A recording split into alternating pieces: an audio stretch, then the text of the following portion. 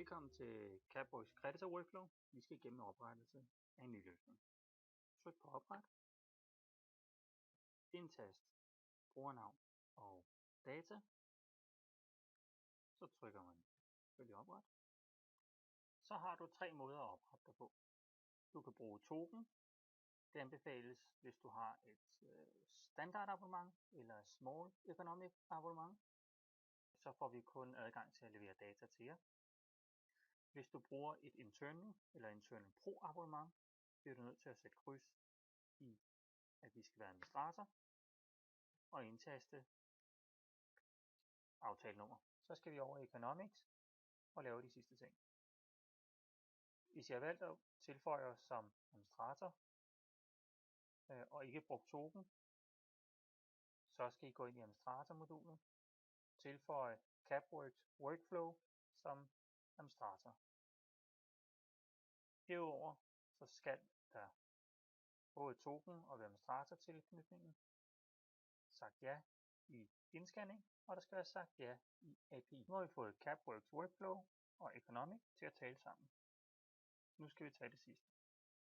Typisk vil der være nogle kreditorer, man ikke har oprettet i forvejen. Til det bruger vi en dummy kreditor, hvor tingene kommer ned på og lagt over i Economics. Man kan altid undervejs oprette kreditoren og flytte tingene derover efterfølgende. Find kreditoren. Og der er typisk en god idé, der er at vælge en dummy kreditor, som har et CVR-nummer 1, 2, 3, 4, 5, 6, 7, 8, fordi det er et CVR-nummer, der ikke eksisterer. Så skal man vælge den klade, hvor fakturerne skal lægges ind i. Vi har valgt at oprette en, der hedder kreditorer. Så skal vi have en standard modkonto, som bruges, når der ikke er sat en modkonto op på kreditoren i forvejen. Endeligt har vi en lille kontrol. Det er, om du har husket at sætte hak i API, og om du har husket at tilføje indscanning under tillægsmodul også.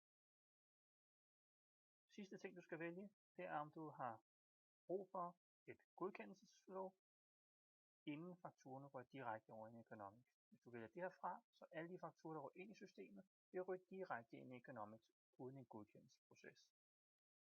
Det kan bruges, når der ikke er andet end en person selv, der håndterer det hele. Godkendelsesmodulet er selvfølgelig, hvis der er en anden, der skal varetage en godkendelse, og der er en bogholder til at foretage bogføring. Og så godkend. Nu kan du teste, om dine indstillinger virker. Tryk på testknappen, og der vil blive sendt nogle bilag afsted til din kreditorklade. Når vi går over i Economics kreditorkladen, vil vi kunne se, at de er oprettet. Standard og med de informationer, der er i vores test. Det ser fornemt ud, og de kan slettes. Såfremt du har valgt godkendelsesmodulet, og der er andre godkendere end dig, kan du tilføje godkendere. Du giver dem et brugernavn, e-mail og det kodeord, de måtte have, så kan de selv komme og ændre kodeord efterfølgende. Så er løsningen faktisk klar til brug.